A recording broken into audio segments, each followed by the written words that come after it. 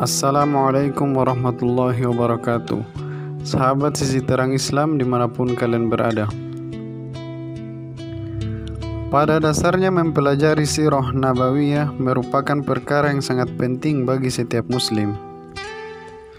Dengan mempelajarinya akan tercapai beberapa tujuan penting. Di antaranya meneladani Rasulullah SAW dengan cara mengenal kepribadian, perbuatan, perkataan, dan ketetapan-ketetapan beliau, sehingga dapat menciptakan dan menumbuhkan kecintaan seorang muslim terhadap Rasulullah SAW. Selain itu juga, ia menjadikan seorang muslim mengenal peri kehidupan para sahabat mulia yang berjuang bersama Rasulullah SAW. Maka dengan mempelajari sirah nabawiyah akan mengundang kecintaan terhadap mereka, berjalan di atas manhaj mereka, serta mengikuti jalan kehidupan mereka. Pada kesempatan kali ini, insya Allah kita akan berusaha membahas secara mendetail peristiwa Perang Badar dan hal-hal yang berkaitan dengannya. Bagi teman-teman yang baru berkunjung ke channel ini, silakan klik tombol subscribe dan nyalakan lonceng notifikasinya agar tidak ketinggalan video terbaru dari kami. Fase sebelum pertempuran.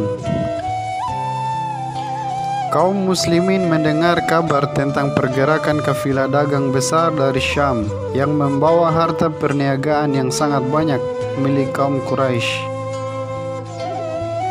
Kafilah dagang ini dipimpin oleh Abu Sufyan dan dikawal 30-40 orang.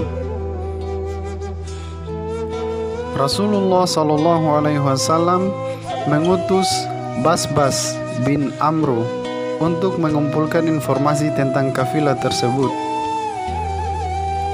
Setelah Basbas kembali dengan membawa berita yang meyakinkan, Rasulullah SAW mengajak para sahabatnya untuk berangkat seraya bersabda, "Ini adalah rombongan kafilah Quraisy yang di dalamnya terdapat harta benda mereka. Maka pergilah kalian ke sana. Semoga Allah menjadikannya sebagai harta rampasan bagi kalian." Keberangkatan Rasulullah SAW dari Madinah bertepatan pada hari ke-12 dari bulan Ramadan di tahun kedua Hijriyah. Tentunya keluarnya beliau SAW dari Madinah ini tidak ada niatan untuk berperang, tetapi hanya menargetkan harta yang dibawa kaum Quraisy. Pada saat itu, antara kaum muslimin dan kaum Quraisy sedang dalam status perang. Sudah maklum, dalam status perang, harta dan nyawa musuh hukumnya adalah mubah. Apalagi jika sebagian harta yang dibawa kafilah Quraisy adalah milik kaum muslimin muhajirin dari penduduk Mekah yang telah dirampas oleh kaum musyrikin secara tidak adil dan lalim.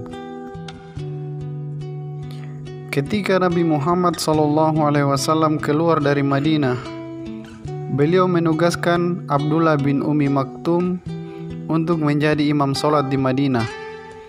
Lalu beliau memulangkan Abu Lubabah dari Rauha ke Madinah dan menjadikannya sebagai pemimpin sementara di Madinah.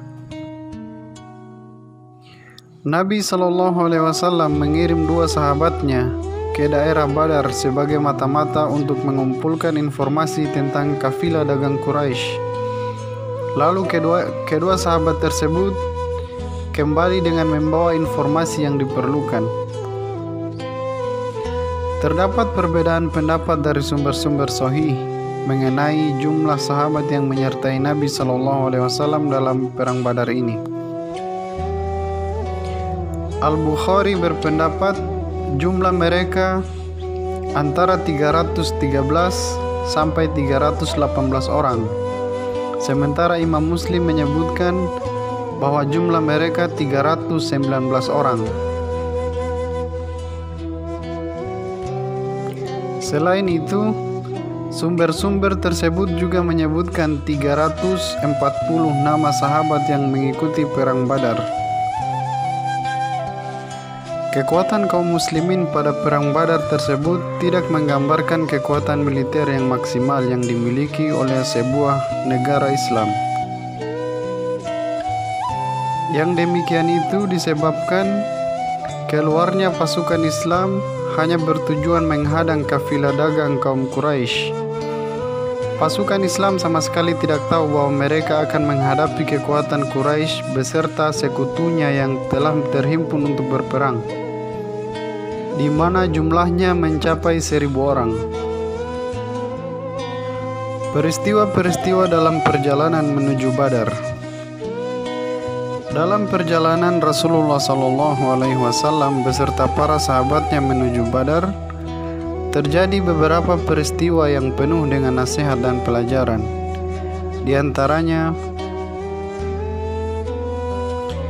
yang pertama, dipulangkannya Barra bin Azib dan Ibnu Umar karena masih di bawah umur.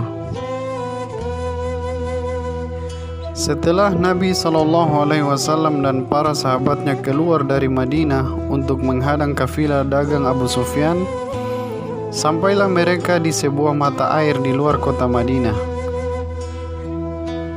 Di sana Nabi SAW berkemah dan memeriksa pasukan. Barangkali ada dari pasukan kaum muslimin yang tidak mempunyai kemampuan untuk mengikuti perjalanan ataupun menghadapi musuh yang terlibat pertempuran dengan mereka. Atas dasar itulah Barra bin Azib dan Ibnu Umar dipulangkan karena usia mereka masih terlalu muda. Mereka berdua keluar bersama Nabi SAW karena sangat besar cinta dan tekad mereka untuk ikut serta dalam jihad. Peristiwa kedua, perkataan Nabi SAW, "Pulanglah, karena aku tidak akan pernah meminta pertolongan kepada orang musyrik." Di tengah perjalanan Nabi SAW beserta sahabatnya itu pula, beliau mendapati satu orang dari kaum musyrikin ingin bergabung dengan pasukan kaum muslimin.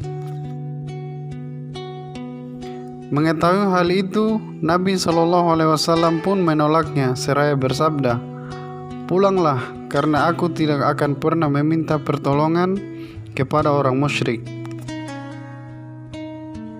Meskipun sudah disuruh pulang, lelaki itu malah terus mencoba untuk diizinkan bergabung, dan Rasulullah SAW tetap menolaknya. Akhirnya lelaki itu masuk Islam dan bergabung dengan pasukan kaum muslimin. Peristiwa ketiga, Nabi SAW turut menanggung kesulitan para sahabatnya. Ibnu Mas'ud berkata, "Dalam perang Badar, setiap 3 orang dari kami menunggangi 1 ekor unta. Abu Lubabah, Ali dan Rasulullah SAW bergantian menaiki seekor unta. Ketika giliran Rasulullah SAW untuk berjalan kaki, keduanya berkata, 'Kami akan menggantikanmu untuk berjalan kaki.' Rasulullah SAW menolak dengan halus, 'Kalian berdua tidaklah lebih kuat dariku, dan aku bukan tidak lebih membutuhkan pahala dari kalian berdua.' Tekad kaum musyrikin untuk menghadapi kaum muslimin di Badar. Abu Sufyan menerima kabar bahwa Nabi SAW beserta para sahabatnya sedang dalam perjalanan dari Madinah untuk menghadang kafilah beserta barang dagang miliknya. Oleh sebab itu, Abu Sufyan segera mengubah arah perjalanan ke arah pesisir pantai. Pada waktu yang sama, Abu Sufyan juga mengutus Amr bin Damdam Al-Ghifari kepada kaum Quraisy untuk meminta bantuan guna menyelamatkan kafilah dan barang dagangan mereka. Sementara itu, Abu Sufyan sangat berhati-hati dan waspada. Ia mengumpulkan informasi-informasi tentang kaum muslimin dan menanyakan pergerakan mereka. Bahkan ia sendiri yang mencari informasi-informasi tersebut. Abu Sufyan datang sendiri ke Badar dan bertanya kepada orang-orang yang ada di sana, "Apakah kalian berjumpa dengan seseorang?" Orang tersebut menjawab, "Tidak, kecuali hanya 2 orang." Abu Sufyan berkata, "Tunjukkan aku di mana tempat penderuman hewan tunggangan mereka." Lantas orang itu menunjukkannya. Kemudian Abu Sufyan mengambil sisa kotoran hewan mereka, lalu mengorek-ngoreknya, dan ternyata di dalamnya terdapat biji-bijian. Abu Sufyan lantas berkata, "Demi Allah, ini adalah makanan hewan penduduk Madinah." Kemudian, kabar tentang kafilah dagang yang sedang terancam tersebut sangat mengejutkan kaum Quraisy. Hal itu membangkitkan amarah para pembesarnya. Mereka menganggap itu sebagai penghinaan terhadap sebuah kehormatan serta mengancam kepentingan ekonomi mereka. Jika tidak diatasi, tentu hal itu dapat mengakibatkan jatuhnya kedudukan kaum Quraisy di kalangan kabilah-kabilah Arab lainnya. Oleh sebab itu, mereka berupaya keras untuk menghadapi persoalan ini dengan kekuatan perang mereka semaksimal mungkin. Episode Perang Badar yang akan datang. Nabi SAW bermusyawarah dengan para sahabatnya. Perjalanan untuk menghadapi musuh dan menghimpun informasi tentang mereka. Demikianlah sahabat Sisi Terang Islam, semoga bermanfaat. Assalamualaikum warahmatullahi wabarakatuh.